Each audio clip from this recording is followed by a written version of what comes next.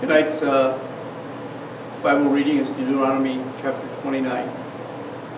These are the words of the covenant that the Lord commanded Moses to make with the people of Israel in the land of Moab, beside the covenant that he had made with them at Horeb. Now Moses summoned all Israel and said to them, "You have seen all that the Lord did before your eyes in the land of Egypt to Pharaoh and to all his servants and to all his land. The great trials that your eyes saw, the signs and those great wonders. But to this day the Lord has not given you a heart to understand or eyes to see or ears to hear. I have led you 40 years in the wilderness. Your clothes have not worn out on you, your sandals have not worn off your feet. You have not eaten bread, and you have not drunk wine or strong drink, that you may know that I am the Lord your God. And when you came to this place, Sihon, the king of Heshbon, and Og, the king of Bashan, came out against us to battle, but we defeated them. We took their land and gave it for an inheritance to the Reubenites, the Gadites, and the half-tribe of the Manassites. Therefore, keep the words of this covenant, and do them, that you may prosper in all you do. You are standing today, all of you, before the Lord your God, the heads of your tribes, your elders, and your officers, all the men of Israel, your little ones, your wives, and the sojourner who is in your camp, from the one who chops your wood to the one who draws your water, so that you may enter into the sworn covenant of the Lord your God, which the Lord your God is making with you today, that he may establish you today as his people, that he may be your God, as he promised you, and as he swore to your fathers, to Abraham and to Isaac and to Jacob. It is not with you alone that I am making the sworn covenant, but with whoever is standing here with us today before the Lord our God, and with whoever is not here with us today. You know how we lived in the land of Egypt, and how we came through the midst of the nations through which you passed. And you have seen their detestable things, their idols of wood and stone, of silver and of gold, which were among them.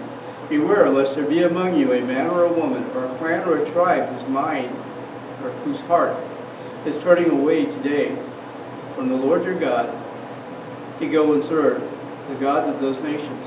Beware lest there be among you a root bearing poisonous and bitter fruit, one who, when they hear the words of this sworn covenant, blesses himself in his heart, saying, I shall be saved, though I walk in the stubbornness of my heart.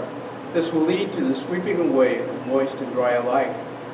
The Lord will not be willing to forgive him, but rather the anger of the Lord and his jealousy will smoke against that man, and the curses written in this book will settle upon him, and the Lord will blot out his name from under heaven.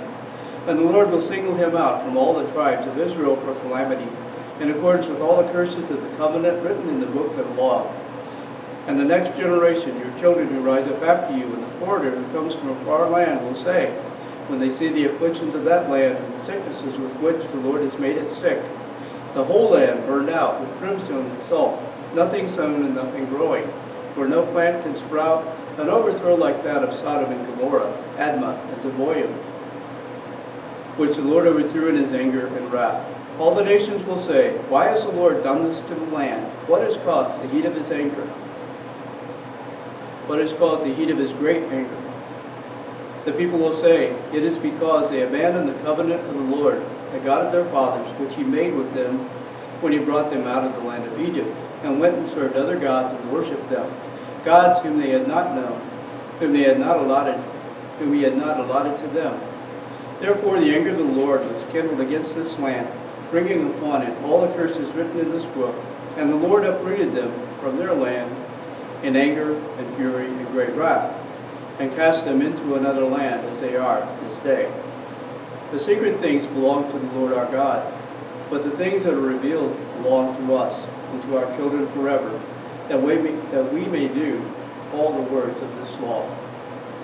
This is the word of the Lord.